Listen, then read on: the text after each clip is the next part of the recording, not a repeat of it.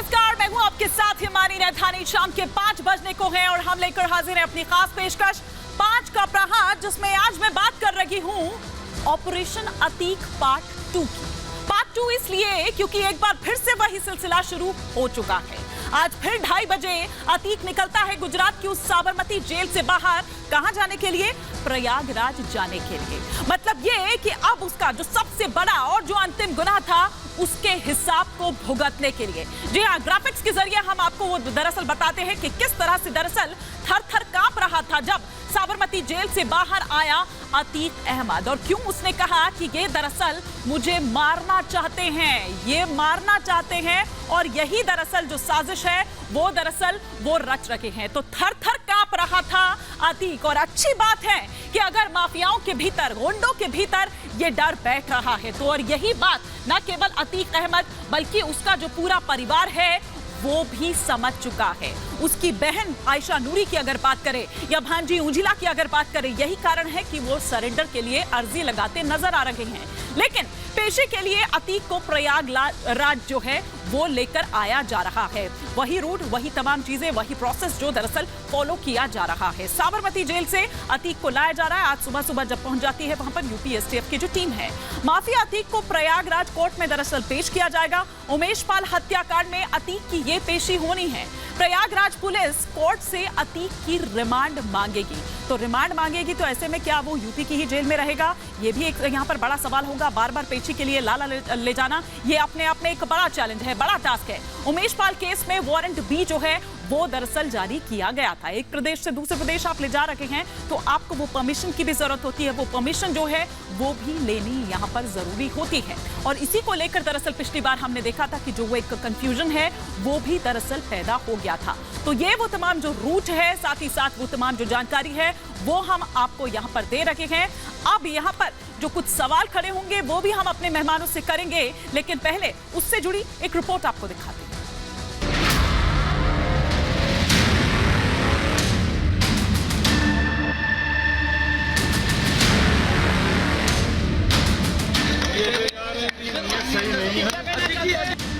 ये डर है उस डॉन का जिसने कई दशकों तक दहशत फैलाई, लेकिन 16 दिन में दूसरी बार गुजरात की साबरमती जेल से निकलकर अतीक प्रयागराज पुलिस की वैन में बैठा तो मौत के डर से थर-थर कांपने लगा। सही नहीं है। क्या करना चाहते हैं, मारना चाहते हैं। मैंने उमेश पाल के हत्या में तो वीडियो कॉन्फ्रेंसिंग हो सकती थी, और वीडियो कॉन्फ्रेंसिंग के लिए सुप्रीम कोर्ट ने कहा है, सुप्रीम कोर्ट का जब सुप्रीम कोर्ट ने कहा कि वीडियो कॉन्फ्रेंसिंग कराओ तो योगी की पुलिस की डर से अतीक बेचैन है। उसे पल पल मौत का डर सता रहा है, और इसी खौफ के बीच साबरमती जेल से लेकर उत्तर प्रदेश पुलिस उसे प्रयागराज ला रही है। अतीक के खिलाफ वारंट बी जारी हुआ था, जिसके बाद उसे सड़क के रास्ते प्रयागराज लाया जा रहा है, जहां उमेश पाल हत्याकांड में उसकी पेशी होगी। इस दौरान पुलिस कोर्ट से उसकी रिमांड मांगेगी। इसके बाद उमेश पाल हत्याकांड को लेकर माफिया अतीक से पूछताछ संभव है। कड़ी से कड़ी सजा कानून के शिकंजे में ला करके दिलाई जाएगी, और कोई भी अपराधी कितना भी बड़ा हो, कितना भी उसके पास ताकत हो, लेकिन उसकी सारी ताकत कानून के सामने बौनी पड़ जाएगी। जो भी निर्णय है, जो भी आदेश है, हम उसका अनुपालन कर रहे हैं। उत्तर प्रदेश राज्य में अब अपराधी बचने नहीं पाएंगे। एक एक अपराधी को कानून के तहत कड़ी से कड़ी सजा दिलाना हमारा लक्ष्य है। माफिया अतीक के पाप का हिसाब अदालत की चौखट पर होगा, जिसके लिए योगी सरकार ने पैरवी की पूरी तैयारी की है। उमेश पाल अपहरण केस में उसे पहले ही उम्र कैद की सजा हो चुकी है, और अब उमेश पाल हत्याकांड में अतीक पर शिकंजा कसता जा रहा है। उमेश पाल हत्याकांड के बाद माफिया का पूरा कुनबा पुलिस की रडार पर है।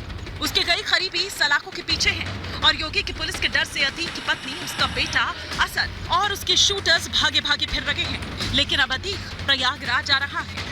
उससे पूछताछ होगी तो उमेश के परिजनों को इंसाफ की उम्मीद नजर आने लगी कि उससे कड़ी से कड़ी पूछताछ की जाए ताकि वो अपने पाप के गुनाहों को कबूले। कहना है कि मेरे बेटे के हत्यारे जो भागे हैं मिले, इनको काउंटर किया जाए। मेरे आदमी की इन्होंने हत्या कराई है, मैं भी मांग यही करूंगी कि इनको भी इनकाउंटर कराया जाए। मुझे न्याय चाहिए, इसी शासनकाल में चाहिए और जल्द से जल्द चाहिए। उमेश पाल के परिजनों को इंसाफ की आस है। उन्हें उम्मीद है कि अतीक को कड़ी सजा मिलेगी। हालांकि इन सब के बीच अब सवाल ये है कि आखिर कहां छिपे हैं अतीक के वो 5 शूटर्स जिन्होंने 24 फरवरी को उमेश पाल को गोलियों से शहीद कर दिया था। अतीक की पत्नी और उसके बेटे असद की मदद कौन कर रहा है? और सवाल ये भी कि 47 दिन बाद भी उमेश के हत्यारे गिरफ्त से दूर क्यों?